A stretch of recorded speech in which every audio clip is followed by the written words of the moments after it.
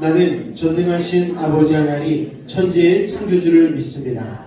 나는 그의 유일하신 아들 우리 주 예수 그리스도를 믿습니다.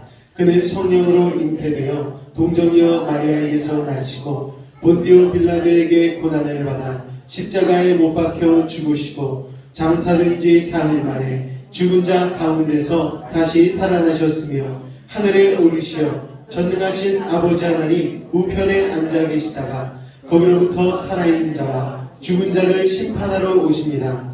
나는 성령을 믿으며 거룩한 공교회와 성도의 교제와 죄를 용서받는 것과 몸의 부활과 영생을 믿습니다. 아멘.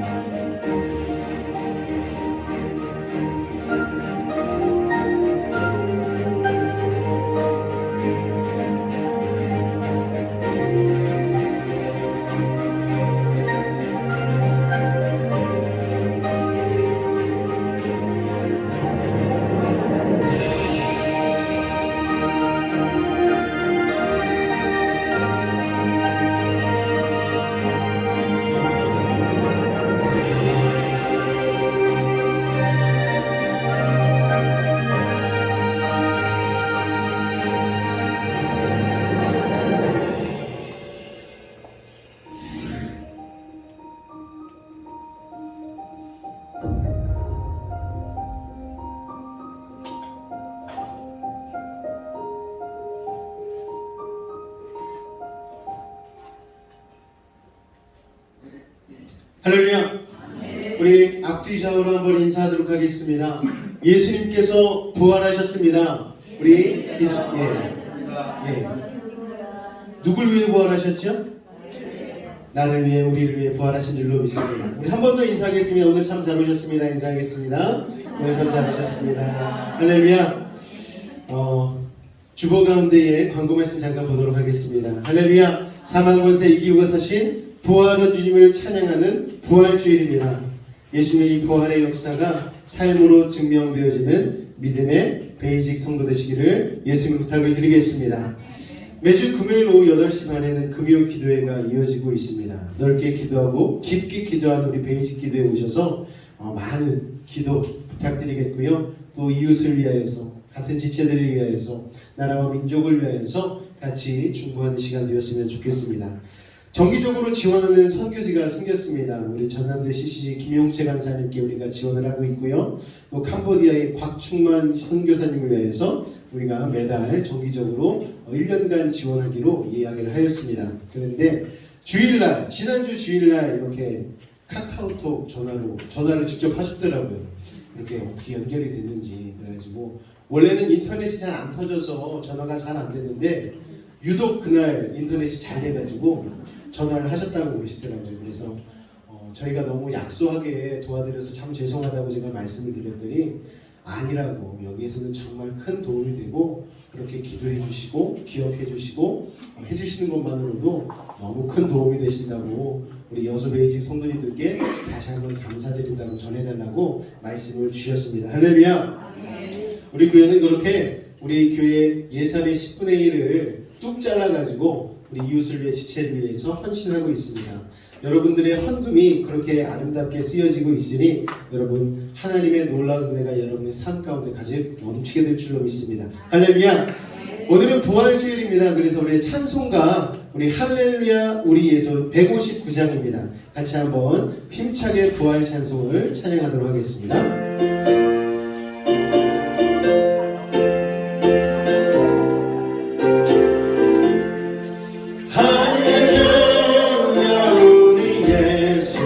부활 생전하셨네. 세상 사람 찬양하리 전사와 나파도나. 구주 예수 부활하사 사망 권세 이겼네.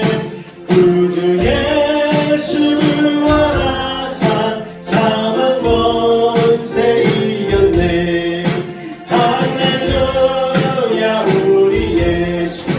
왕의 왕이 되시고 우리들의 중보 되신 성령 등거하시네.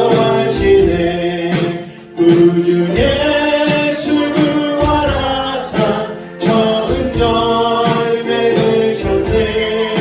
구주 예수 부활하사 처음 열매 되셨네.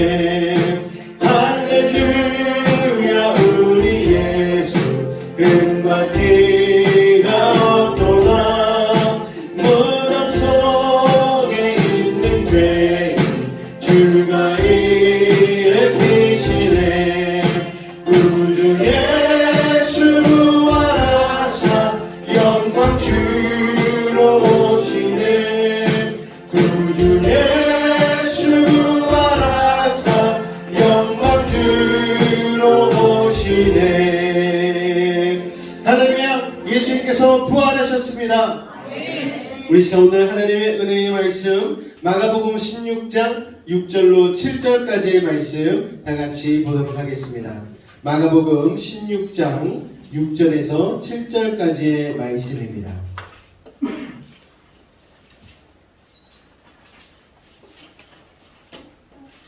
마가복음 16장 6절에서 7절까지의 말씀입니다.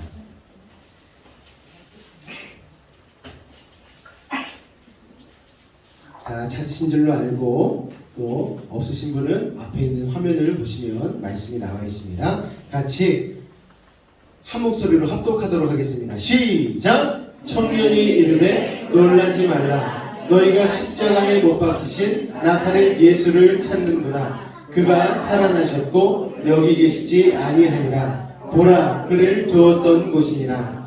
가서 그의 제자들과 베드로에게 이르기를 예수께서 너희보다 먼저 갈릴리로 가시나니 전에 너희에게 말씀하신 대로 너희가 거기서 배우리라 하라 하는지라. 아멘. 오늘은 마가복음 16장 6절로 7절까지의 말씀을 가지고 부활을 사는 인생이라는 제목으로 같이 은혜를 나누도록 하겠습니다. 우리 제목만 한번 같이 읽어볼까요? 시작! 부활을 사는 인생.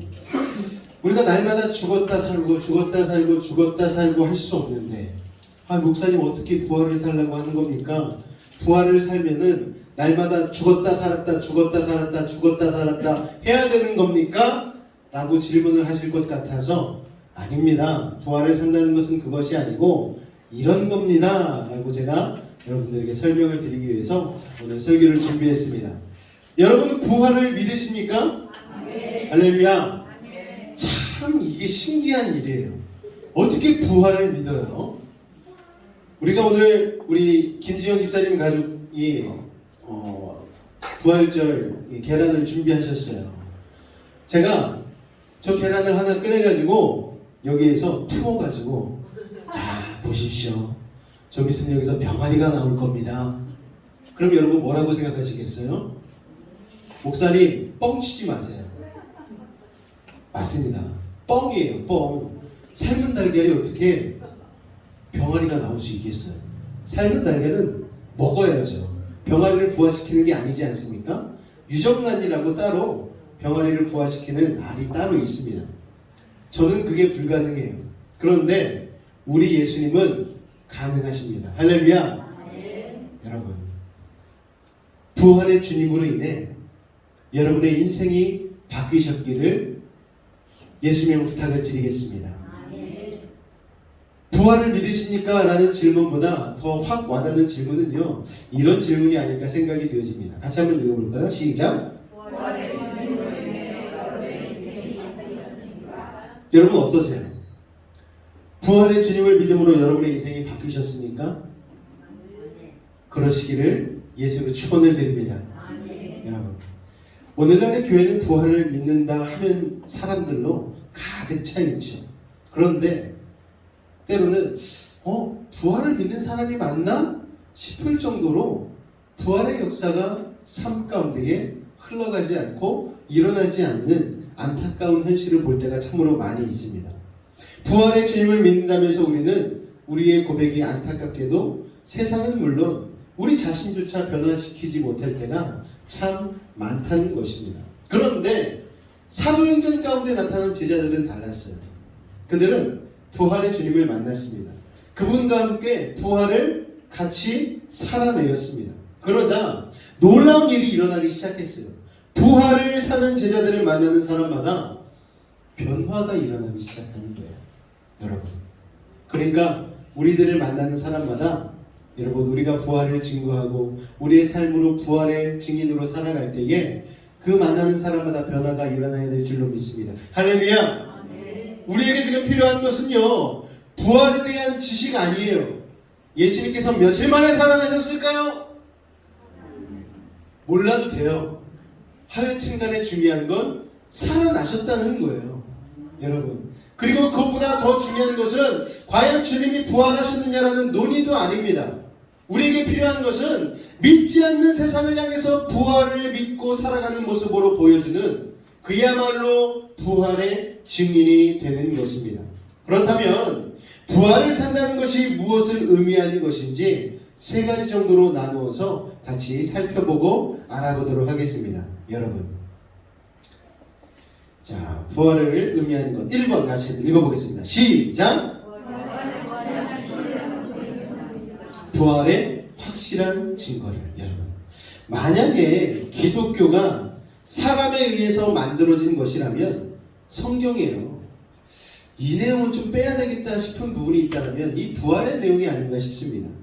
많은 사람들이 기독교를 받아들여야 할 때 이성적으로 가장 납득되지 않는 부분이 바로 이 부활이기 때문이죠.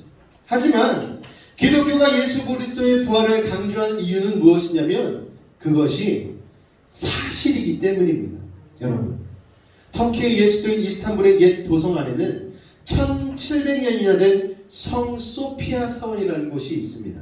거기에 서장됐던 비밀 문서 하나가 발견되었다고 합니다. 그 비밀 문서를 가이드 포스트라는 잡지에서 소개했습니다. 그 잡지의 제목은 바로 이겁니다. 다 같이 한번 읽어볼까요? 시작!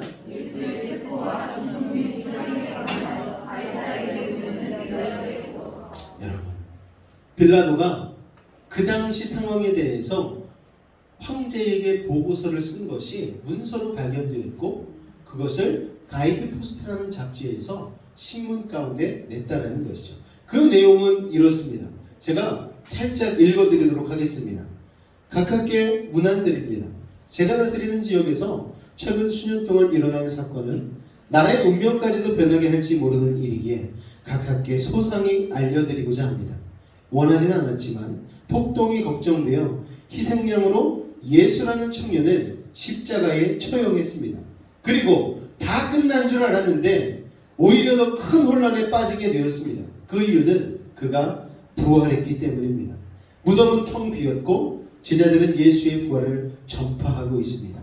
예수의 생애는 마치 진흙이 토기장의 손에 있듯 모든 것이 그의 손에 있음을 증명하고 있습니다. 따라서 저는 그의 주장이 사실일 수밖에 없다고 감히 말씀드립니다. 그리고 옆에 본디오 빌라도 하고 서명이 쫙 써져 있는 거예요. 이것만 해도 여러분 부활의 증거가 되어지지 않습니까? 이와 같이 부활에 대한 증거가 너무 많이 있습니다. 그런데 그 증거들 중에서 가장 확실한 증거는요 무엇이었냐면은 부활의 삶을, 부활을, 예수님의 부활하심을 전하는 제자들이었다라는 것입니다. 여러분, 제자들이 바로 부활의 증인이자 증거가 된 것이죠. 재판을 할 때요 가장 중요한 게 여러분 무엇인 줄 아십니까? 증인이에요. 증인. 제가 봤어요. 제가 들었어요. 제가 알고 있습니다. 그 말 한마디면은 재판정에서 엄청난 효력을 발휘합니다. 자신들을 믿고 따르던 예수님께서 로마군에게 잡히시고 십자가에 달리시자 제자들은요 모두 도망쳤습니다. 그런데 그랬던 그들이 갑자기 생명을 걸고 예수가 부활하셨다는 것을 전하기 시작합니다. 여러분, 이것보다 더 확실한 부활의 증거가 어디 있습니까? 오늘 성경의 제자들은요 생명을 걸고 예수의 부활을 증언하고 있다는 것이죠. 십자가 앞에서 죽을까봐 도망쳤던 이들입니다. 그런데 이들이 갑자기 예수님을 목숨을 걸고 전하기 시작하는 거예요. 이렇게 갑작스럽게 제자들이 변한 이유가 여러분 무엇입니까? 그들에게 부활의 확실한 증거가 있었기 때문입니다. 생각해 보십시오. 예수님의 3년간의 공생의 기간 동안 예수님께서 수많은 사람들을 제자 삼았어요. 그 제자 삼은 사람들 중에 12명은 정말 예수님의 핵심 측근이었습니다. 그들은요 예수님이 수많은 기적과 이사를 일으키는 것을 다 봤어요. 죽은 나사로까지도 살리시는 것을 그들은 직접 눈으로 목도하였고 예수님의 옆에 있었습니다. 그리고 예수님이 보리떡 5개와 물고기 2마리를 가지고 수만 명의 사람을 먹이시는 것도 봤어요. 그리고 예수님께서 파도를 잠잠케 하시고 수많은 기적과 이사를 보인 것을 그들은 바로 옆에서 경험했습니다. 그런데 그 예수님이 어떻게 되셨죠? 고난받으시며 예루살렘 성에 입성하자마자 잡혀가셔서 십자가에 달려 돌아가시고 말았습니다. 제자들은요 두려웠어요. 도망쳤어요. 우리가 알던 예수님이 여러분 분명히 예루살렘 성에 입성해서 왕이 되셔야 될 분이었는데 왕이 되신다라고 생각했던 그 예수님이 십자가에 달려 돌아가시고 마자 제자들은 뿔뿔이 흩어지고 말았습니다. 야, 우리가 헛된 것을 믿고 살았고 우리가 이렇게 허무한 인생을 살았네. 그런데 예수님이 돌아가시고 나서 3일이 지나자 사흘 만에 갑자기 그들 앞에 예수님께서 짜잔 하고 나타나시는 거예요. 그리고 나서 예수님께서 그들 가운데에 성경을 풀어서 말씀해 주시기 시작합니다. 그랬더니 제자들이 그동안 예수님과의 사역이 주마등처럼 지나가면서 이유가 다 깨달아지는 거예요. 아, 예수님께서 그래서 그러셨구나. 예수님께서 심지어 돌아가시기 전에 3번이나 자신이 십자가에 달려 죽으실 것을, 고난받으실 것을, 그리고 사흘 만에 다시 부활할 것을 말씀해 주셨어요. 그런데 그때 제자들은 눈이 가려워지고 기가 막혀서 예수님이 3번이나 고난과 십자가와 부활을 말씀하셨음에도 불구하고 그들은 마음 가운데 새기지 못했었는데 예수님이 부활하시고 부활체로 다시 제자들에게 오셔서 성경을 풀어서 말씀해 주니까 제자들이 그때서야 뭐라고 탁 치면서 주님 이거였습니까? 이제서야 주님이 무슨 말씀을 하신지 깨달을 수 있습니다. 주님, 우리가 그동안 주님 곁에서 보았던 모든 것들이, 그리고 우리가 봐야만 했던 이유가 바로 이것이었군요. 부활의 주님을 찬양합니다. 그러면서 그들은 주님을 위하여서 부활의 증인으로서 목숨을 걸고 그들의 삶을 바치기 위하여서 방방곳곳으로 뛰어나간 것입니다. 여러분, 예수님이 부활하신 후에 1시간 같이 있었나요, 그들이? 아니에요. 예수님이 부활하신 이후에 그들은 무려 4시간이요? 40일을 같이 있었어요. 한 10분 정도라면 제자들이 잠깐 예수님이 너무 보고 싶어서 단체 환상에 빠졌다거나 그랬을 수 있겠지라고 얘기할 수도 있겠지만 무려 40일을 함께 계셨습니다. 40일을 함께 계시면서 예수님께서 물고기를 직접 잡아다가 베드로와 그 제자들에게 조반도 대접해주고, 그리고 못자국, 손에 못자국도 만지시게 해드리고, 그리고 그들에게 말씀도 풀어주시고, 심지어는 벽을 통과해서 짜잔 하고 나타나셔가지고 제자들에게 말씀도 하시고, 그리고 제자들과 이야기도 하시고, 여러분, 수많은 인성을 나타낼 수 있는 역사를 예수님께서 40일 동안 드러내셨어요. 말씀도 가르쳐 주시고. 여러분, 그 40일 동안 예수님을 옆에서 가장 확실히 본 제자들은요, 정말 부활은 있는 것이구나. 그리고 예수님을 따라서 우리도 부활하겠다라는 믿음이 새겨지는 시간이었다는 것입니다. 돌아가셨던 주님이, 확실히 무덤에 장사 지내드린 주님이 부활하셔서 나타나시고 식사하시고 얘기도 나누시고 못자국도 만지게 하시고 제자들 앞에 가감없이 드러내셨어요. 그러니 그들은 확실한 증인이 될 수밖에 없었다는 것입니다. 맞습니다, 여러분. 부활을 산다는 것은요, 부활의 증거를 확실히 믿고 살아가는 것입니다. 지금은 봄이잖아요. 가을이 지나고 겨울이 되면 정말 나뭇가지에 나뭇잎 하나 남지 않고 앙상합니다. 죽은 것 같아요.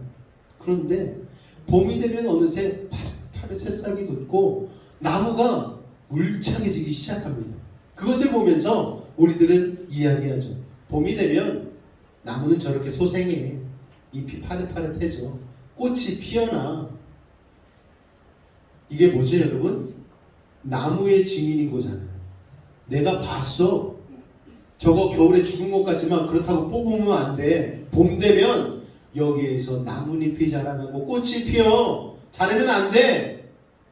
나무의 증인 아닙니까? 근데 제자들은 예수님의 증인이었어. 예수님 돌아가셨지만 사흘 만에 살아나셨고, 그리고 우리는 더 증언해야 될 게 무엇이냐면 예수님 승천하셨다. 이제 우리 가운데로 재림, 다시 오실 거야. 보라 주님 구름 타시고, 여러분, 이 땅 가운데 재림하시는 거. 여러분 믿으십니까? 그 주님은요 오실 거예요. 우리가 부활을 넘어서 재림의 증인까지 되어지면은 우리는 확실한 부활의 증거를 믿고 살아가는 사람이라고 할 수 있는 것입니다. 할렐루야. 그렇다면 부활을 산다는 것은 무엇을 의미하는 것일까요? 두 번째입니다. 다 같이 한번 읽도록 하겠습니다. 시작! 부활의 주님을 날마다 경험하고 있다는 것입니다. 할렐루야. 부활은요 과거형이 아니에요. 현재 진행형입니다. 여러분, 사도행전 1장 3절을 보면은요, 제자들은 40일 동안 부활하신 예수님을 만났고 직접 눈으로 보았고 부활하신 주님을 경험했습니다. 여러분, 며칠 동안이요? 40일 동안. 여러분, 하루 이틀이라면 환영을 보았다고 할 수 있겠죠. 그런데 그들은 4일도 아니고 40일 동안 주님과 동락하며 살았다는 거예요. 유진 피터슨 목사님의 부활을 살라라는 책에 보면 한 여성의 이야기가 나옵니다. 가난한 집에서 학대받았던 여성이에요. 그런데 그녀가 가출한 이후에 신앙을 가진 적이 없었는데 이리저리 돌아다니다가 아이를 가지게 되었습니다. 아이가 태어나니까 아이의 그 탄생의 순간으로 인하여서 이 어머니가 어미의 모성을 가지게 돼요. 그로 말미암아 내가 이제 바로 살아야지, 올바르게 살아야지 라는 생각을 하게 되었습니다. 가시란 신앙을 한 번도 가진 적이 없었던 자매였는데 생명을 자신의 배에 잉태한 순간 자신 안에 있는 생명이 하나님께서 창조하셨고 자신에게 주셨다는 것이 본능적으로 깨달아지게 되었습니다. 그런데 아이를 출산하고 나서 몇 주 만에 이 여인은 무너지고 말았어요. 왜요? 아이를 낳았는데 아이를 키워본 적도 없는 이 여인이 생활고로 인하여서 또 주변의 환경으로 인하여서 너무너무 어려운 거예요. 그녀는요, 아이를 키우면서 동시에 알코올 중독에 빠지고 말았습니다. 아이 재워놓고 너무 힘드니까 술 한잔 마시고, 그러다가 알코올에 넘어서 이제는 알코올은 안 되니까 마약까지 손을 대기 시작했어요. 그리고 완전히 중독자가 되고 말았습니다. 그렇게 힘들게 그래도 아이가 있으니까 어떻게 살았는데 20년이 지나고 나서 어느 날 우연히 텅 비어있는 교회에 들어가게 되었습니다. 죽고 싶었거든요. 예수님, 저 이제 더 이상 아이들을 살 자신이 없습니다. 기도하러 들어갔어요. 그랬더니 그 예배당 가운데서 주님이 그녀를 만나주셨습니다. 그리고 그녀는 다시 한번 잘 살아보기로 작정을 하였죠. 그런데 거기서 인생이 끝이었는가? 그렇지 않습니다, 여러분. 그녀는 그 교회에 등록을 하고 다니기 시작하였는데 교회에서 너무너무 힘든 거예요. 왜냐하면 그녀를 힘들게 한 것은 세상이 아니고 교회였는데, 왜 교회에서 힘들었냐면은 극적으로 회심한 그녀를 그들은 대대로 환영해 주기는 하였지만 교회들이 예수의 이름으로 새 생명을 얻는 것은 알아도 그 생명이 어떻게 자랄 수 있는지, 어떻게 부활의 증인으로 살아갈 수 있는지에는 관심도 없었고 능력도 없었다는 거예요. 그거에 그녀는 실망하고 정말 너무너무 힘들었다는 것입니다. 그래서 그녀는 이렇게 이야기를 했습니다. 그들은 예수님을 따르는 것을 제외한 모든 종교적인 행위들을 하고 있었습니다.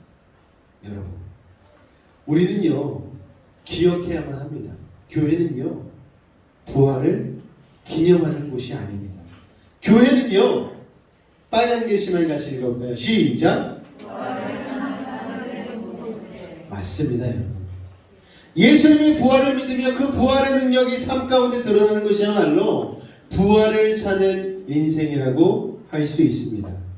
여러분도 삶으로 부활을 누리시기 바랍니다. 힘드십니까? 어려우십니까? 세상의 사망 권세가 여러분들을 짓누르고 계세요. 세상의 고난과 역경이 여러분들을 힘들게 하고 답답하게 만듭니까? 여러분, 주님의 부활을 믿음으로 소유할 수만 있다면 사방의 우겨쌈을 당할지라도 하나님을 향한 오방이 뚫려 있음을 믿고 주님 앞에 기도할 수 있기에 우리는 부활의 소망을 가지고 이겨낼 수 있는 줄로 믿으시기 바랍니다. 할렐루야! 그 주님의 부활로 인해 우리에게 주어진 삶을 감사하며 늘 기뻐하시기를 주님의 부탁을 드리겠습니다. 지금 여러분 삶 가운데 답답함이 찾아오셨어요. 주님, 이거는 정말 너무 힘드네요. 제 힘으로는 안 되네요. 어떻게 해야 될지 모르겠네요, 주님. 여러분, 예수님은요, 이 땅 가운데서 가장 극심한 최상의 죄값인 죽음을 이겨내셨습니다. 우리 인생의 모든 문제의 원인이 무엇이라고 말씀드렸습니까? 죄라고 말씀드렸잖아요. 그런데 죄로 인한 최상급의 형벌인 죽음을 예수님께서는 그 사망 권세를 이기시고 부활하셨음을 기억하시기 바랍니다. 이것은 반대로 생각하면 무엇입니까? 죽음도 이겼는데 내 삶 가운데 닥친 고난과 역경 못 이길 이유가 무엇입니까? 예수님의 부활이 나의 부활임을 믿음으로 고백하며 살아간다면 결국 우리는 이 땅 가운데 있는 어려움을 이겨낼 수 있다는 결론에 도달하지 않겠습니까, 여러분? 여러분, 우리는 해낼 수 있습니다. 코로나의 기나긴 상황 이겨낼 수 있습니다. 3년이 넘어간다고 좌절하지 마십시오. 포기하지 마십시오. 하나님의 손 붙잡고 이 어려운 코로나의 통로를 통과하시기를 예수님의 부탁을 드리겠습니다. 할렐루야.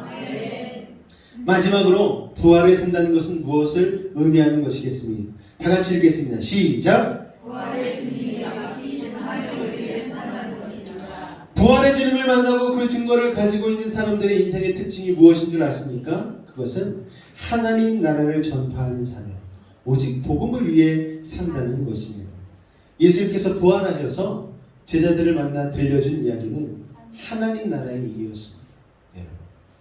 예전에요, 서울에 살 때 신도림역에서 항상 어깨에다가 색소폰을 메고서 이렇게 불면서 예수 천당 불신지옥을 외치는 전도하는 목사님이신지 선교사님이신지 전도사님인지는 모르겠어요. 얘기를 한 번도 안 나눠봐서 항상 제가 성결대학교를 가기 위하여서 신도림역에서 갈아타려고 하면은 그 자리에 늘 매일 서서 찬송을 하면서 복음을 전하시는 분이 있으셨습니다.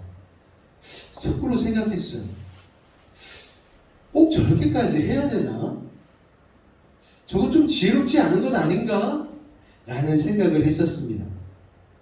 그런데 시간이 지나고서 이해하게 되었고, 그 일이 정말 중요한 일이라는 것을 깨닫게 되었습니다. 제자들도 마찬가지였어요. 예수님께서 부활하셔서 제자들을 만나 들려준 이야기는 하나님 나라의 일이었어요. 이 땅의 일이 아니었어요. 하나님 나라는 무엇입니까? 회개한 사람, 복음을 믿는 사람, 예수께서 우리를 위하여 십자가에 죽으시고 부활하셨다는 것을 믿는 사람만이 경험할 수 있는 나라가 하나님 나라라는 것이죠.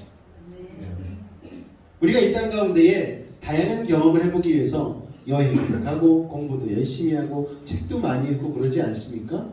그런데 이 땅 가운데서의 경험은요, 한계치가 있죠. 정말 우리가 아무리 열심히 한다 해도 우리가 한계치가 있습니다. 그러나 하나님 나라의 지식과 복음을 우리 안에 받아들이면 우리는 이 땅의 지식과 복음이 아닌 하나님 나라의 삶을 생각하고 간접적인 경험을 하게 되어지는 것이죠. 제자들이 드디어 그 하나님의 나라를 경험하기 시작한 거예요. 여러분, 세상적으로 볼 때 십자가는요, 어리석은 거예요.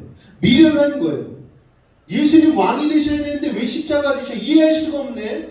저 정도 능력이면 충분히 왕이 되실 만도 한데 세상 사람 볼 때는 미련하고 어리석어요. 그리고 사탄도 생각했을 거예요. 이제 내가 이겼다. 저 예수를 십자가에 못 박아 죽였으니, 하나님의 아들이라는 저 예수를 실패하게 만들었으니 우리가 이겼다 하고 좋아하는데 갑자기 어둠이 쫙 깔리면서 여러분 3시간 동안에 칠흑 같은 어둠이 세상을 덮어버리고 말았습니다. 그리고 사람들은 공포, 두려움에 쌓이기 시작했죠. 성전 가운데 있던 지성소를 나아가기 위해서 막아놨던 휘장이 위로부터 아래까지 쫙 찢어지고 말았습니다. 그게 무슨 뜻입니까? 이제 누구나 하나님 앞에 제사장으로서 나아갈 수 있는 권리를 예수님께서 십자가에 달리심으로 말미암아 획득해 주신 거예요. 허락해 주신 거예요. 이제 너희들을 대속하는 대제사장은 필요 없어. 너희가 직접 하나님 앞에 나아가 너네 죄를 고백하고 기도할 수 있어라고 예수님께서 놀라운 은혜를 우리에게 허락해 주신 것입니다. 그렇게 하나님 나라를 경험하게 된 제자들, 그들에게 그리스도는 자신들을 성공시키고 병도 저절로 낫게 하시고 모든 일이 술술 풀리게 하는 존재여야 했었습니다. 그래야지 구원자라고 납득할 수가 있었는데 예수님이 하나님 나라의 일을 풀어서 설명해 주자 제자들은 그게 아니었구나 라는 것을 깨닫게 되었죠. 여러분, 예수님께서 십자가의 고난을 가르쳤을 때에 베드로는 이렇게 반응을 했었습니다. 마가복음 8장 31절로 32절까지의 말씀입니다. 제가 읽겠습니다. 인자가 많은 고난을 받고 장로들과 대제사장들과 서기관들에게 버림받아 죽임을 당하고 사흘 만에 살아나야 할 것을 비로소 그들에게 가르치시되 드러내놓고 이 말씀을 하시니 베드로가 어떻게 했다고요? 예수님, 그러면 안 돼요. 지금 무슨 말씀하시는 겁니까? 저요, 배도 다 버려두고 우리 가족도 다 버려두고 예수님께 제 인생을 바치지 않았습니까? 예수님 왕 되시면 저 좌의정, 우의정, 영의정 시켜주셔야죠. 예수님 지금 무슨 말씀하시는 거예요? 이렇게 항변했다라는 거예요. 여러분, 마가복음을 보면 불과 몇 시간 전에 베드로는 무엇이라고 고백했냐면은 주는 그리스도시요 살아계신 하나님의 아들이십니다. 정말 반석과 같은 믿음을 고백했던 베드로였습니다. 그런데 그 믿음의 고백이 온전한 고백이 아니었던 거예요. 그렇게 고백하는 그 이면에는 뭐가 있었느냐? 예수님이 인간의 사람들의 왕이 되실 것을 기대했다라는 것이죠. 하나님의 아들이시니까 세상의 왕이 되실 것을 믿습니다. 이 믿음이었다라는 거예요. 그런데 베드로의 그 믿음, 여러분 어떤 믿음이었을까요? 예수님을 머리로만 받아들이고 가슴으로는 믿지 못하는 믿음이었다는 거예요. 그런데 모든 것이 다 끝났다라고 생각하는 예수님 죽음, 그 이후의 시간에 예수님이 찾아오셔서 베드로를 만나주셨고 그 부활을 경험하게 되어지자 베드로는 그때서야 깨달아지고 회개가 터져나와서 주님, 제가 정말 세상적으로 살았네요. 주님의 수제자라고 얘기하면서 주님의 마음속 깊은 곳에 있는 그 주님의 뜻을 제가 헤아리지 못했습니다. 주님 용서해 주십시오. 내가 주님을 따른다 하면서도 내 욕심을 위해서 주님을 믿었습니다. 내가 내 한 자리 차지하려고 수제자라고 제가 떠벌리고 다녔고요. 예수님, 주님 부인하지 않는다라고 제가 얘기했는데 이 한 목숨 살아보려고 3번이나 예수님을 부인했습니다. 주님 용서해 주십시오. 그러자 예수님 뭐라고 말씀하십니까? 베드로야, 내 양을 먹여라. 네가 나를 사랑하느냐? 3번이나 물어보셨어. 왜요? 3번 부인하세요. 베드로의 그 마음의 상처를 치유해 주시기 위해서. 네가 나를 사랑하느냐? 베드로가 말을 못해. 베드로야, 네가 나를 사랑하느냐? 주님 말이 하십니다. 그러자 주님께서 이렇게 말씀하셨죠. 내 양을 먹이라. 여러분, 그때부터 베드로와 제자들은요, 하나님 나라를 위해서 살게 해달라고 기도하기 시작했습니다. 그 전까지는요, 내가 예수님 왕이 되시면 우측에, 나는 좌편에, 예수님, 제가 주님과 가장 가까운 곳에 있고 싶어요. 서로 자리 싸움하고 있었어요. 그런데 예수님이 죽어버리고 나자 그들 마음속에서는 그런 마음이 싹 사라졌겠죠. 예수님 죽었는데 이게 다 무슨 소용이라. 그래서 고향으로 막 돌아갔어요. 제가 갈 길로 갔습니다. 그런데 예수님 부활하셔서 제자들 앞에 나타나자 그들은 깜짝 놀라게 되었고 충격받게 되었죠. 그리고 예수님의 말씀을 풀어주시자 예수님이 여태까지 해왔던 그 모든 사역들, 옆에서 자신들이 보고 들은 그 모든 이유가 깨달아지기 시작했다는 것입니다. 그래, 하나님 나라 위해서 살아야지. 오직 복음을 위해서 살아야지. 제자들은 그 순간부터 돌변했어요. 세상 사람들이. 우리가 표현할 때는 변화된 것이죠. 세상을 위해 사는 인생이 아닌 하나님 나라를 위해서 사는 인생이 되었다는 것입니다. 오직 하나님 나라를 위하여 이 한 몸 살게 하여 주옵소서. 한 번밖에 없는 인생, 오직 하나님 나라와 복음을 위하여 살게 하옵소서. 세상 사람들이 볼 때는요, 어리석어 보일 수 있어요. 야, 저 예수쟁이들 예수님만을 위해서 산다고? 참, 이런 얘기를 해요. 그런데 우리는요, 예수님의 부활을 믿잖아요. 예수님의 십자가를 통해서 우리는 대속을 받았잖아요. 그리고 하나님의 나라를 소망하며 살아가고 있잖아요. 이 땅에 소망을 두고 살지 않잖아요. 오늘 우리의 삶은 그렇게 부활을 살아가고 있는지 한번 우리 스스로를 이 부활의 주일 가운데 되돌아봐야 될 줄로 믿습니다. 내가 부활을 살고 있다고 얘기하면서 여전히 이 땅 가운데서의 세상 것만을 쫓아고 살고 있지는 않는지 우리 자신을 되돌아봐야 된다는 거예요. 예수님만을 위하여서 살면 좀 답답하지 않을까? 예수님만을 위해서 살면 뒤처지지 않을까? 남들이 이상하게 보지 않을까? 여러분, 그렇지 않습니다. 하나님 나라를 소망하며 하나님 나라를 꿈꾸며 사는 인생은요, 진짜 사람답게 살아갈 수 있는 기회가 주어집니다. 하나님 우리를 창조하여 주실 때에 하나님 나라를 소망하며 하나님의 것으로 채울 수 있도록 만들어 주셨어. 부활의 주님을 경험하고 깨닫게 되어지면 그런 인생을 살 수 있다는 거예요. 부활을 믿지 못하면 내 인생 80세 많이 살면 100세에 끝나게 되네. 그러면은 이 인생을 알차게 살아야지.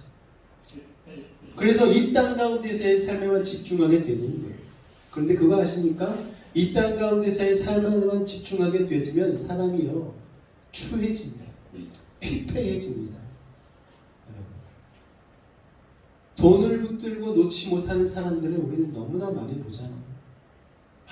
목사님 지금 세상은 그렇지 않아요. 목사님 투자하셔야 됩니다. 이 땅 가운데 소망을 두고 살면요 자꾸 헛된 것에 주목할 수밖에 없는 것이죠. 여러분, 지금 여러분이 부활을 살고 있지 않은지에 대해서 점검해 보시기 바랍니다.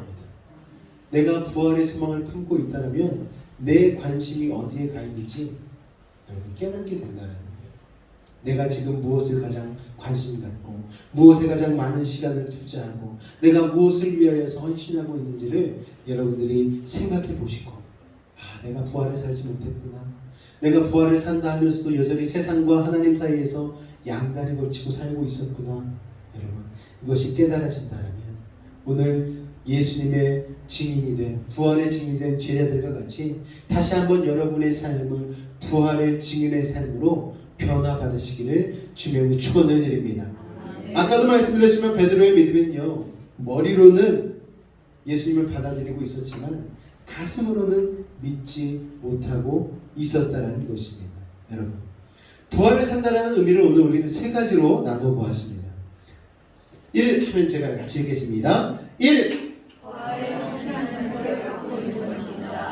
우리가 직접 예수님의 부활을 보지는 못했어요. 하지만 우리는 부활의 증인이 될 수 있습니다. 어떻게 해요? 내가 주님 안에서 신앙생활하면서 간증거리들이 있잖아요. 내가 죽다 살아난 일들이 있지 않습니까? 그리고 내가 고침받고 치유받고 하나님께서 해결해 주셨던 그 모든 것들이 바로 부활을 믿는 우리들에게 나타난 부활의 열매라는 것을 기억하시고 증인되어지는 삶을 사시기를 예수 부탁을 드리겠습니다. 2. 어제 받은 은혜로 만족하지 마시기 바랍니다. 우리는 날마다 새로운 은혜로 채워져야 됩니다. 오늘도 주님을 믿는 그 간증거리가 넘쳐나시기를 예수 부탁을 드리겠습니다. 할렐루야. 과거의 영광은요 기억지 마시고 앞으로 주님을 바라보며 여호와 이레에 주님 안에서 내가 받아 누릴 하나님 나라의 열매들을 바라보시며 살아가시기를 예수 부탁을 드리겠습니다. 3. 아멘. 목사님, 저는 직업이 따로 있어서 바빠요. 주님 증인하며 살기 저는 쉽지가 않아요. 아시죠? 목사님은 그게 직업이시니까 목사님만 하시고 저는 재산 바쁘게 살다가 주일날만 와서 그냥 은혜만 받고 가겠습니다. 아니에요, 여러분. 제가요 목사지만 여러분하고 성정이 전혀 다르지 않습니다. 똑같은 사람이에요. 그러나 여러분, 제가 목사로서 말씀을 준비하고 대하면서 느끼는 것은 무엇이냐면, 우리 성도님들도 나만큼, 목사만큼 성경을 알고 기도하고 살아갔으면 좋겠다라는 생각을 하게 되어집니다. 그래서 우리 베이직 교회가 모토가 있잖아요. 제가 전하는 설교로만 은혜 받지 마시고 여러분들 직접 성경을 읽으면서 은혜 받으실 수 있는 믿음의 실력을 구비하시라고. 여러분, 그래서 이제 이번 달 마지막 주일 저녁 때는 우리가 모여서 그동안 받았던 은혜도 서로 간증하고 또 다과도 하고, 그리고 새롭게 또 한 달 어떻게 출발할지 우리가 좀 교제하는, 그게 막 예배에 이런 게 아니에요. 그냥 얘기 나누고 다과도 하고 우리가 기도 제목도 좀 부탁하고 이런 자연스러운 시간으로 가지려고 하거든요. 왜냐? 저 혼자에 집중하는 인생 되지 마시고 하나님께 집중하고 하나님께 받은, 내가 받은 은혜를 서로 간에 피차간에 나눌 수 있는 그런 성도들이 되어질 때에 우리 교회가 더 건강해지지 않을까, 또 강해지지 않을까 생각이 되어집니다. 할렐루야. 그래서 목사가 혹시나 아파서 아침 예배에 못 나오더라도 당황치 않는, 그럼 우리끼리 말씀 묵상하면 되지. 생명에서 쫙 펴가지고 오늘은 몇 페이지입니다. 아무개 집사님 읽으십시오 막 이러시면서 전 그랬으면 좋겠어요. 제가 없어도 당황치 않는 우리 성도님들. 할렐루야. 주님이 맡기신 사명을 위해서 저만 살아가는 게 아니고 우리 모두가 살아가는 줄로 믿습니다. 어른들만 살아가는 게 아니고 예진이, 하진이, 수아주와 우리 예승이, 예찬이, 우리 성진이까지, 형석까지, 우리 시영이, 할렐루야, 오랜만에 나왔는데 하나님께서 우리 가운데에 이런 놀라운 부활의 사명을 전할 수 있는 인생으로 살게 하실 줄로 믿습니다. 할렐루야. 우리 이 시간 다 같이 한번 기도하며 나아갈 때에 우리 말씀을 생각하며 같이 한번 기도했으면 좋겠습니다. 주님, 부활이 믿기도 쉽지가 않은데 부활의 증인으로 살아가라고요.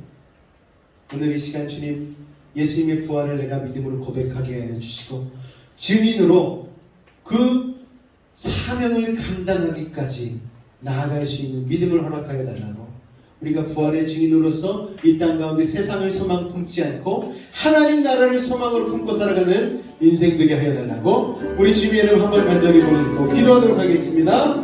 주여! 하나님 감사합니다. 예수님께서 고난받으시고 아버지 하나님 십자가에 달려 돌아가셨습니다. 그걸로 끝나는 줄 알았는데 예수님께서는 잠자는 자들의 첫 열매가 되어주셔서 아버지 하나님 부활하셨습니다. 그리고 우리에게 새 삶을 허락하여 주셨습니다. 마치 내가 부활했듯 너네도 이 한 번 인생으로 끝나는 게 아니에요. 너네도 부활하여서 나와 같이 저 천국에서 영원히 사는 거란다. 아버지 하나님, 이 부활의 소망을 우리가 품게 하여 주옵소서. 이것이 지식으로 깨달아질 수 있겠습니까? 아버지 하나님, 그렇지 않음을 고백합니다. 하나님이 은혜 주셔야지만, 성령께서 우리의 마음을 열어주셔야지만 이 부활이 깨달아지고 믿을 수 있는 줄로 믿습니다. 아버지 하나님, 부활이 믿어지게 하시고 깨달아지게 하시고 그것을 넘어서서 부활의 열매가 날마다 우리의 삶에 맺혀짐으로 말미암아 수많은 이들에게 부활을 증거하며 살아갈 수 있는 부활의 증인들이 될 수 있도록 아버지 하나님 도우시고 인도하여 주시옵소서. 오늘 우리를 사랑하여 주셔서 이 부활주일 가운데에 아버지 내버려 두지 아니하시고 부활을 기념하며 아버지 하나님 부활을 마음 가운데 은혜로 새길 수 있는 귀한 시간 허락하시니 감사합니다. 이제 하나님 이 땅 가운데 소망을 두지 않고 하나님 나라의 소망을 둔 우리 모두가 부활을 외치며 살아가는 부활의 증인이 될 수 있도록 주님 은혜를 더하여 주옵소서. 주님 감사합니다. 사랑해 주님 감사합니다. 예수님 십자가에 달려 죽으심도 우리를 위한 사랑 때문이었습니다. 그러나 예수님 거기에서 멈추지 아니하시고 잠자는 자들의 첫 열매가 되어주셔서 예수님께서 모범으로 부활하셨습니다. 그로 인하여 우리가 품는 소망은 우리도 이 땅에서의 삶의 끝이 아니라는 것입니다. 아버지 하나님, 하나님 나라를 소망하는 삶, 아버지 하나님 그것만큼 고결하고 고귀한 삶이 어디 있겠습니까? 이 땅에만 집중하며 살면은 아버지 하나님 우리는 취해질 수밖에 없고 죄악 가운데 살아갈 수밖에 없습니다. 욕심내며 나사로와 부자의 비유에 나왔던 그 부자처럼 세상의 것만을 탐하며 살 수밖에 없습니다. 내 창고를 짓고 내 창고만을 채우기 위해서 급급하며 살아갈 수밖에 없습니다. 그러나 하나님, 우리가 부활의 소망을 품게 되어지면 하나님 이 땅의 것이 아닌 하나님 나라의 소망을 품게 되면 우리의 삶의 격이 달라집니다.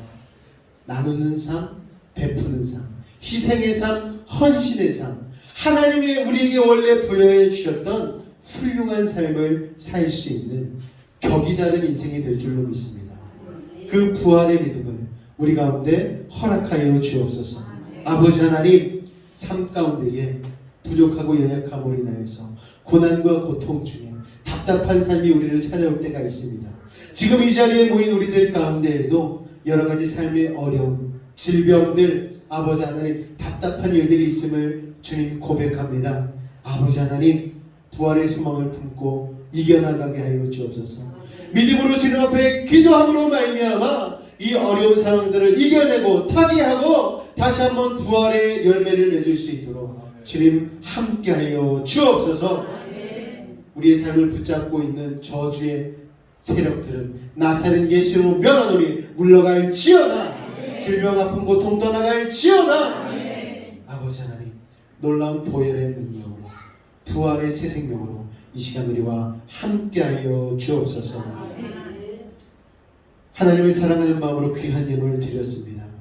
부활 예물과 함께 11조, 감사 예물, 주일 헌금, 아버지 선교 예물까지 우리의 모든 기도의 제목을 담아 아버지 이웃을 위하여서, 나라와 민족을 위하여서, 하나님 나라의 확장을 위하여서 구분하여 드렸사오니 아버지 하나님, 이로 인하여 하나님 나라가 확장되게 하시고 부활의 증인으로 쓰여질 수 있도록 주님 역사하여 주옵소서. 특별히 하나님, 우리 새로운 지체를 오늘 이 자리 가운데 나오게 하시니 감사드립니다. 우리 문경단 집사님, 그리고 우리 시영이, 아버지 우리 모든 지체들 하나님 안에서 부활의 소망을 품고 아버지 하나님 날마다 승리하며 살아가는 귀한 인생 될 수 있도록 주님 축복하여 주옵소서. 지금은 우리 주 예수 그리스도의 은혜와 하나님 아버지의 극진하신 사랑과 성령님의 내주 충만 교통 감화 감동케 하는 역사가 오늘 우리가 부활의 증인으로 살아가기로 고백하고 결단한 우리 모든 성도들의 삶과 직장과 사업과 학업과 삶의 걸음과 모든 호흡 가운데에 함께 하시기를 간절히 축원하옵나이다.